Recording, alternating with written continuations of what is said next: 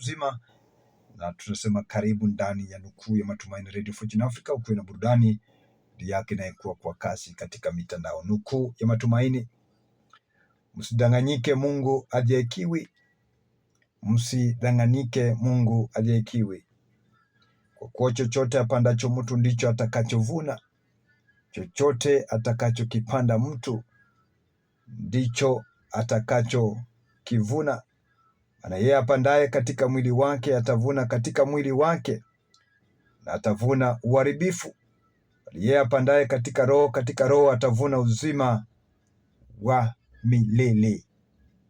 Yeye apandaye katika Roho atavuna uzima wa milele. Basi tena tusichoke katika kutenda mema. Nasema hivi katika nukuu, tena tusichoke katika kutenda mema, maana tutavuna kwa wakati wake tusipozimia roho. Maana tutavuna kwa wakati wake tusipozimia roho. Basi nendeni kwa Roho, wala hamtazitimiza kamwe tamaa za mwili. Nendeni katika nguvu za Roho, wala hamtazitimiza kamwe tamaa za mwili. Basi kwa sababu hiyo tunastahili kuwatia moyo siku zote na kuambia nyinyi ni viumbe vipya ndani ya Kristo. Mmekombolewa kwa damu ya dhamana ya bei kali pale Kalivari, na kwa mapigo yake Bwana aliwakomboa. Mkafanywa wana pamoja na watakatifu wake siku zote, na hakuna jambo linalomshinda Mungu anapotuita siku zote. Ni hivi vyema katika habari za nukuu.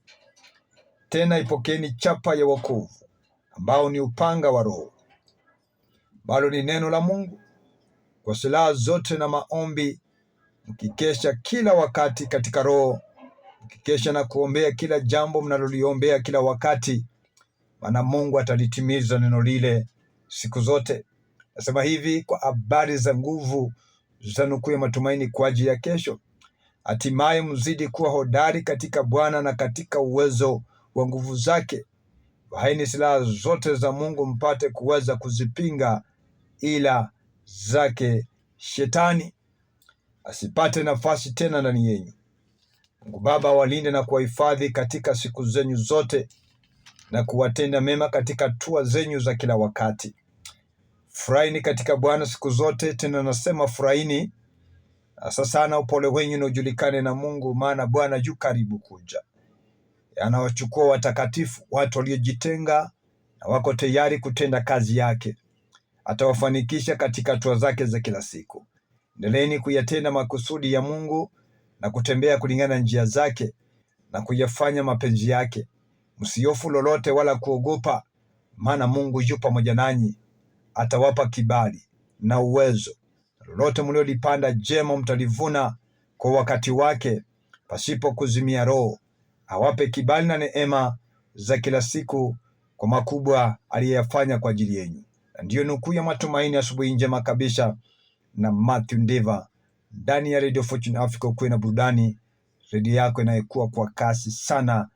Tumetamba katika mitandao, tunashukuru Mungu, na dunia nzima, maana popote ulipo tu unapo Google Radio Fortune Africa unatupata vyema kabisa. Asante na karibu.